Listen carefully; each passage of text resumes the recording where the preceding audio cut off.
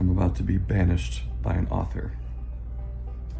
In his book, Jayber Crow, Wendell Berry gives this foreword, written as a quote-unquote notice.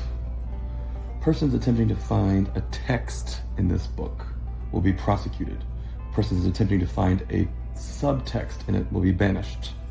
Persons attempting to explain, interpret, explicate, analyze, deconstruct, or otherwise understand it will be exiled to a desert island in the company only of other explainers by order of the author. Well, sorry, Wendell, but you know me, I make a fine art of overthinking, so we're about to overthink together this book, Jayber Crow.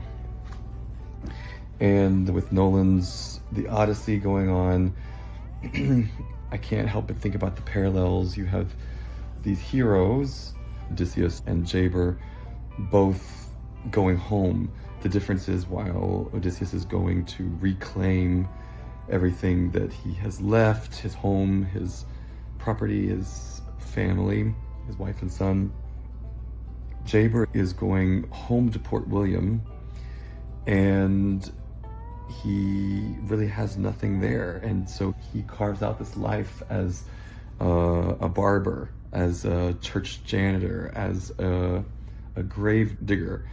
And so he learns to observe the life around him, and he becomes this central figure in Port William. And somehow the very fact that he's so obscure means that he becomes extremely important in the lives of the people in his community. He also loves Maddie Chatham. And Maddie marries someone else. So he cannot fully possess her, he can't rescue her, he can't build a home with her, he can only love her from a distance. These are the central questions of the book.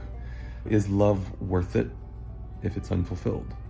Is life worth it when our deepest hopes remain unfulfilled?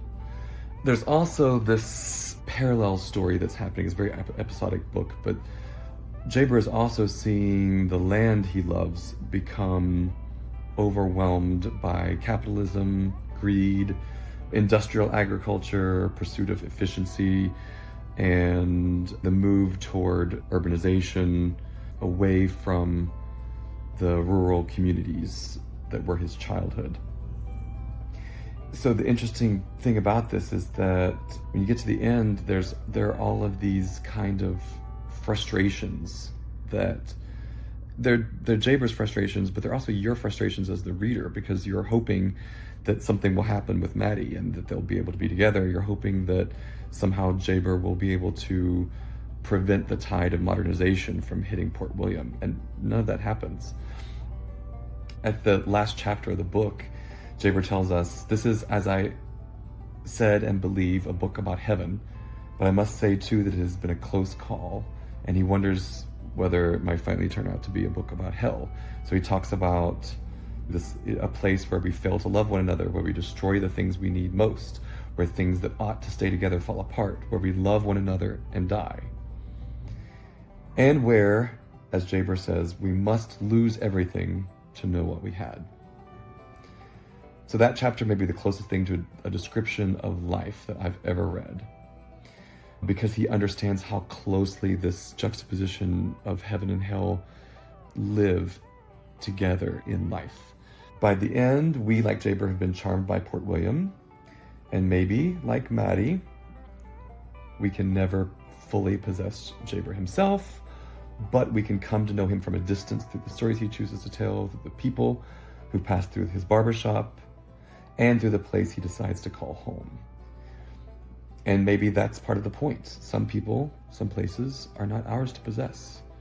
And we have to learn to be happy witnessing them and enjoying them without possessing them. Anyway, so I have now explained, interpreted, explicated, and otherwise attempted to understand Jayber Crow. So yeah, now I'm in trouble with Wendell Berry. but whatever. I mean, that's what you came to do. Overthink with me. Okay, that's enough for now. Go away.